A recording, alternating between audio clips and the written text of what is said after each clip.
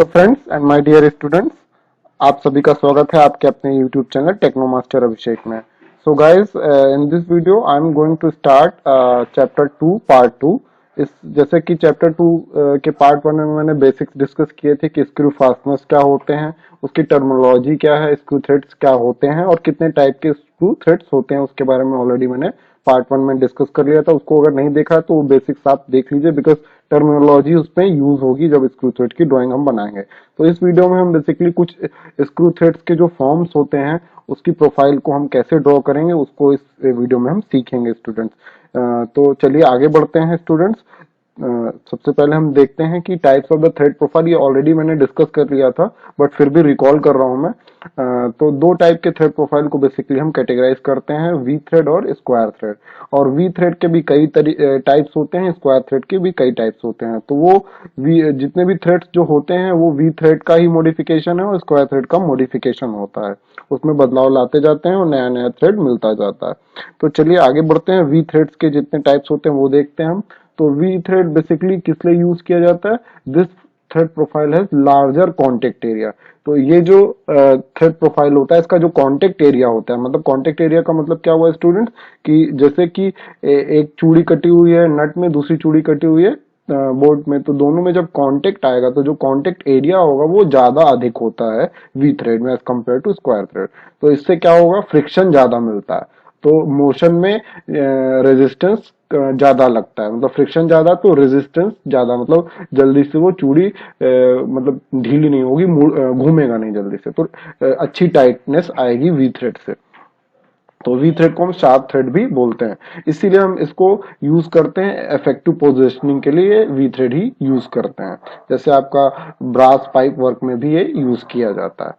अब हम types of we threads की बात करें तो बेसिकली कई टाइप के वी थ्रेड्स होते हैं। तो बेसिकली 6 टाइप के वी थ्रेड की दे रखा है। मैट्रिक थ्रेड, इसको हम आईएसओ मैट्रिक थ्रेड भी बोलते हैं, international standard of organization metric thread, जो कि हर जगह वैलिड होता है। तो उसके बाद बीएसडब्ल्यू थ्रेड होता है, बीएसएफ थ्रेड, ये सारी चीजें मैंने ऑलरेडी बता दी थी।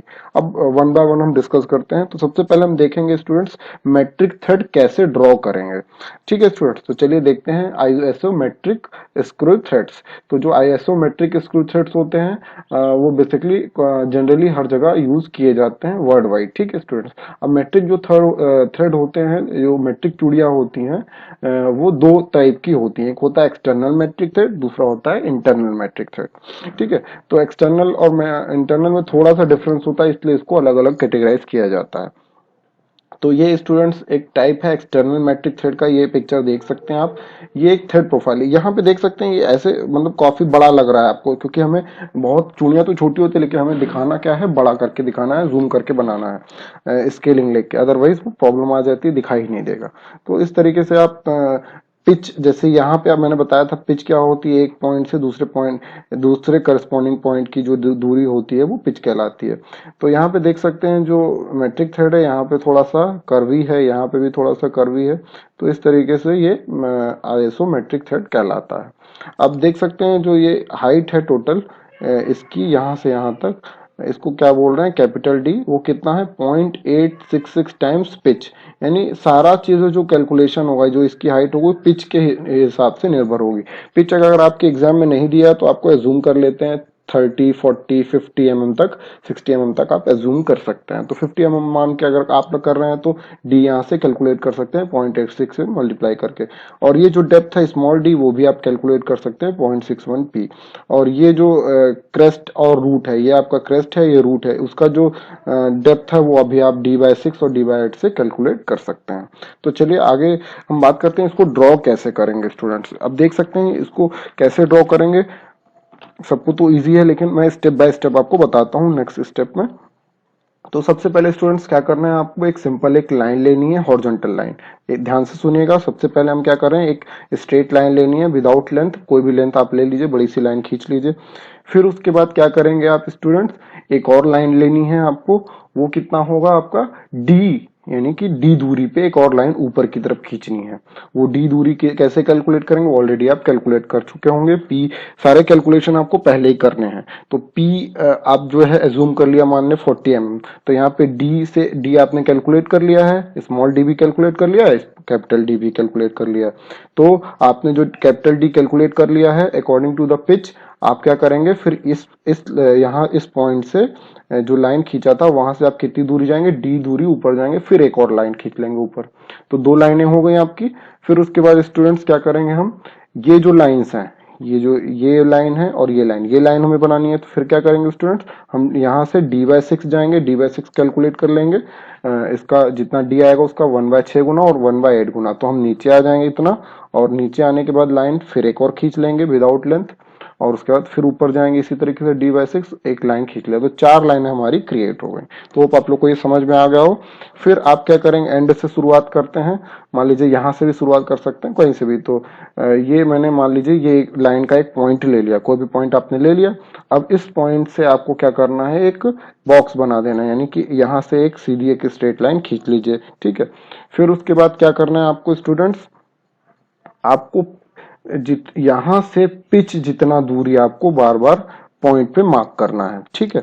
तो p/2 और पिच, या फिर p और p/2। तो यहां से देख सकते हैं, सबसे पहले आप इस पॉइंट पे हैं, तो जितना पिच लिया है, मान लीजिए 40 लिया है, तो आप यहां से 20 आएंगे p/2। तो 20 आने के बाद इसी लाइन पे एक पॉइंट मार्क कर लेंगे, फिर 20 आएंगे, फिर 20 आएंगे, इस तरीके से। मान लीजिए आपको 4 थ्रेड या 3 थ्रेड दिखाने हैं, तो आपको कितने बनाने होंगे, जैसे ये p/2 p/2 p/2 करके 4 या 5 आप बना लेंगे, ठीक है। तो सपोज ये एक p है, ये एक p है, ये 2.5 p। तो यानी कि आपको कितने खाने बनाने होंगे, 1 2 3 4 5, 5 खाने बनाने हैं। यानी कि यहाँ से आप p/2 पे एक पॉइंट आए, फिर p/2 पे, फिर p/2 पे, फिर p/2 पे, फिर p/2 पे, इस तरीके से 5 पॉइंट आपने मार्क कर लिए। फिर उन पॉइंट्स को आप नीचे मिला देंगे, उस तरीके से मिल जाएंगे ये सारे पॉइंट। ये सारी चीजें आप 4H पेंसिल से बनाएंगे, बिल्कुल लाइट पेंसिल से, ठीक है स्टूडेंट्स। फिर उसके बाद स्टूडेंट्स क्या करेंगे हम, अब हमें ये जो लाइन है, यहाँ पॉइंट मिल गया, ये एक पॉइंट है और ये लाइन का एक पॉइंट है। फिर हम क्या करेंगे, वी बनाएंगे, वी थ्रेड जैसे बनेगा। तो हम इस पॉइंट से इसके जो एंड पॉइंट है उसको मिला देंगे, फिर ऐसे सारे पॉइंट्स को ऐसे मिलाते जाएंगे। फिर इस पॉइंट को इस पॉइंट से मिलाएंगे, फिर इस पॉइंट को इस पॉइंट से मिलाएंगे, ठीक है स्टूडेंट्स। यहाँ तक आ गए। फिर यहाँ तक हमने बॉक्स बनाया था, ठीक है।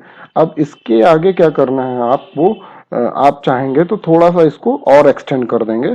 आप जितने जितने से मान लीजिए 60 डिग्री एंगल आता है, तो टोटल 30 डिग्री पे एक और लाइन यहाँ पे बना सकते हैं। थोड़ा सा, ये जरूरी नहीं यहाँ तक बना दे, थोड़ा सा बना देंगे, क्योंकि हमें दिखाना होता है कि ये हमने पूरे थ्रेड नहीं दिखाए, बस 3 या 4 थ्रेड दिखाए हैं, ठीक है। इस तरीके से इधर भी आपने यहाँ तक बनाया हुआ है, तो इधर भी एक लाइन खींच देंगे उतने ही एंगल पे, 30 डिग्री पे, यानी ये एंगल 30 डिग्री हो गया।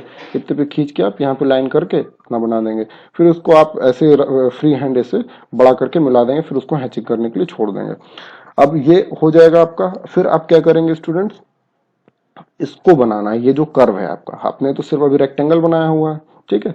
अब ये कर्व कैसे बनाए स्टूडेंट्स, अब ये कर्व या तो आप फ्री हैंड बना लें, फ्री हैंड किसी भी आर्क लेके आप, जितना आर्क लेके वो आप बना लें। या तो आप क्या करें स्टूडेंट्स, यहाँ से आप जैसे यहाँ पे आपने कंपास लिया, आप कंपास की सहायता से बनाएंगे, प्रकार की सहायता से। जितना पॉइंट यहाँ पे, जितनी डिस्टेंस है, जितना डिस्टेंस यहाँ पे है, उतना डिस्टेंस मार्क कर लिया। यानी एक निब यहाँ रखी पॉइंट, एक पेंसिल का पॉइंट यहाँ रखा, इतना पॉइंट मार्क करके फिर उतना ही आप खुला रख के, फिर उतना खुला रखने के बाद पेंसिल को आपने यहाँ रखा है, और निब को जितना दूरी यहाँ पे आएगा, तो वो पॉइंट को मानते हुए आप यहाँ पे आर्क लगा देंगे ऐसे, ठीक है स्टूडेंट्स। तो ये एक आर्क लग गया। इसी तरीके से इस लाइन से आप कितनी दूरी जाएंगे, इतनी दूरी, जितनी दूरी ये है, जितनी दूरी ये है उतना ही दूरी ऊपर जाके आप आर्क लगा देंगे ऐसे, ठीक है। इसी तरीके से इसमें भी इस जितना दूरी है उतना ही रेडियस का मानते हुए यहाँ से आपको इतनी दूरी नीचे आके सेंटर मानते हुए ऐसे आर्क लगाना है। तो इस तरीके से यहाँ पे बना देंगे, यहाँ पे बना देंगे, और फिर आपके बाद डायमेंशनिंग कर देंगे कि यहाँ से यहाँ तक पिच का मान कितना है, और ये d/2 कितना है, d कितना, और एंगल कितना होता है 60 डिग्री। तो बेसिकली आपका मेट्रिक थर्ड में 60 डिग्री एंगल होता है। तो होप आप लोग को ये समझ में आ गया हो कि आर्क कैसे लगाएंगे। बहुत ईजी है, आप चाहें तो बना सकते हैं।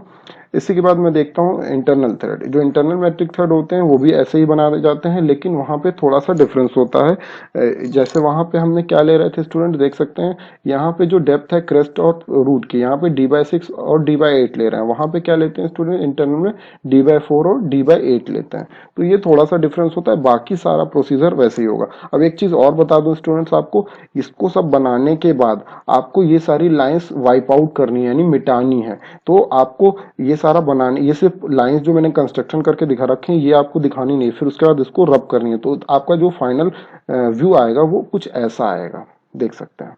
यानी ये जो लाइंस यहाँ पे मैंने बनाई थी ना, ये सारी लाइंस आपको वाइप आउट कर देनी है।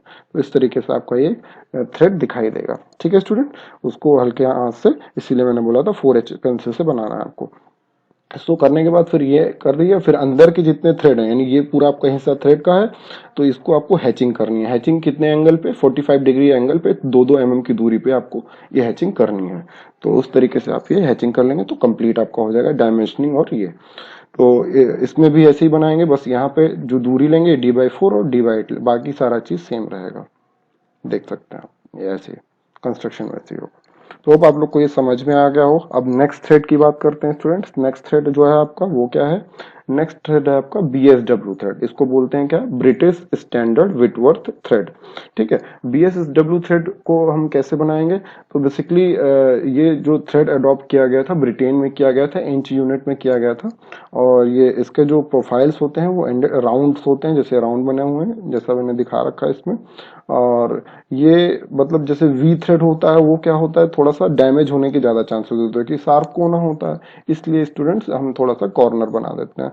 तो इसमें भी सेम है, यहाँ पे क्या लेंगे, जो हाइट ले रहे हैं d/6 और d/6 ले रहे हैं, और ये d ले रहे हैं। यहाँ पे बस एक चीज याद रखिएगा, हर एक का प्रोसीजर बनाने का सेम है, लेकिन जो डायमेंशंस है वो आपको याद रखने की। BSW थ्रेड आया तो वहां पे देखिए अलग था, ये कैलकुलेशन आपको याद रखनी है अपने हिसाब से। बस पिच का मान अगर देना रखा है तो वो आप खुद से मानेंगे, अगर दे रखा है तो उसी हिसाब से कैलकुलेशन कर लेंगे। और ये सारी चीजें आपको याद रखनी कि d कितना लेंगे, d/6 कितना है। तो एक एक टेबल बना के उसको आप याद कर सकते हैं। अब देख सकते हैं इसको कैसे बनाएंगे, फिर से देख लेते हैं। जैसे यहाँ पे मैंने बताया था कि एक लाइन खींच लिया मैंने हॉरिजॉन्टल, फिर एक लाइन और हॉरिजॉन्टल खींच लिया, फिर उसके बाद d/6 पे मैंने एक और लाइन खींचा यहाँ पे, फिर d/6 पे एक लाइन खींचा। तो इस तरीके से एक पूरा का पूरा ऐसे बॉक्स बना दिया मैंने, ऊपर की 2 लाइन नीचे की 2 लाइन। ठीक है स्टूडेंट्स, d/6 का मान और d/6 का ये कैलकुलेशन सारा इससे कर लेंगे। पिच का मान पता होगा, p आप 40 ले सकते हैं और 50 ले सकते हैं, उसके हिसाब से आप बना लेंगे। ठीक है स्टूडेंट्स, अब देखिए अब क्या करेंगे, ये सारा चीजें हो जाएंगे। फिर उसके बाद आपको यहाँ से p/2 करके इस तरीके से डिवाइड कर लेना है। तो 1 2 3 4 5 खाने में जैसे डिवाइड कर लिया, फिर उसके बाद वहीं से इस पॉइंट पे आएंगे तो इस तरीके से V बना लेंगे, हर जगह V इस तरीके से बन जाएगा। और यहाँ से थोड़ा सा बाहर निकाल देंगे, इधर भी बाहर निकाल देंगे। अब आपको सिर्फ सिंपली आर्क बनाना है। आर्क बनाने में ही प्रॉब्लम आती है, तो स्टूडेंट्स क्या करेंगे, वही बताया था, प्रकार का एक नींव यहाँ रखेंगे, एक नींव यहाँ रखेंगे। प्रकार का जितना रेडियस आया है उतना ही खुला रख देंगे। फिर उसके बाद क्या करेंगे, जैसे यहाँ पे मैं बता दे रहा हूँ, खुला रख दिया, जितना मार्क किया उतना ही खुला रख के यहाँ पे इस पॉइंट पे आ गए। इस पॉइंट पे आने के बाद जो आपका पेंसिल है वो यहाँ रखेंगे, और ये जो है आपका, या पे ऐसे कर सकते हैं, एक जैसे आपका जो पॉइंटर होता है निब का, उसको यहाँ रखेंगे, पेंसिल को यहाँ करके मार्क कर दिया, फिर उसको थोड़ा सा घुमा के इधर ले आए, बिना मार्क किए, बिना खिंचाए हुए। तो उसके बाद फिर यहाँ पे एक पॉइंट मार्क कर लिया, तो यानी कि हमें ये मिल गया। अब इतना ही रेडियस, जितना खुला हो उतना ही रेडियस मानते हुए आप यहाँ पे आर्क लगा देंगे। अब ये जो पॉइंट मिल गया, बार बार आपको कैलकुलेशन नहीं करना हो तो आपके लिए क्या ईजी रहेगा, आप यहाँ इस पॉइंट से एक स्ट्रेट लाइन खींच दीजिए। पूरी एक स्ट्रेट लाइन जब खींच देंगे तो ये पॉइंट आपको मिल गया। फिर उसके बाद यहाँ वाला जो बनाना होगा तो बस यहाँ पे पॉइंट रख के उतने ही आर्क का ऐसे हम आर्क मार देंगे, उतने रेडियस का ऐसे आर्क मार देंगे। फिर इसी तरीके से सिंपली नीचे भी यही काम करेंगे। इतना ही डिस्टेंस मानते हुए यहाँ से आप एक पॉइंट ले लेंगे, यहाँ से इतनी दूरी पे, जितना ये दूरी है उतना ही मार्क करके फिर एक लाइन खींच के इस तरीके से आर्क लगाते जाएंगे यहाँ पे, और जो एंगल आएगा वो 55 डिग्री आएगा। ये अपने आप आता है, इसमें आपको कैलकुलेशन, अगर ये सारी डायमेंशन के हिसाब से आप बनाएंगे तो एंगल आपका 55 डिग्री आ जाएगा कंप्लीट। ठीक है स्टूडेंट्स, तो होप आप लोग को ये समझ में आ गया हो। तो ये सारी चीजें, ये 2 थ्रेड आप बना के रखिए, फिर बाकी नेक्स्ट वीडियो में हम नेक्स्ट थ्रेड के बारे में डिस्कस करेंगे। तो होप आप लोग को पसंद आया हो। अगर पसंद आ रहा है तो लाइक शेयर सब्सक्राइब करना ना भूलें। Thank you for watching.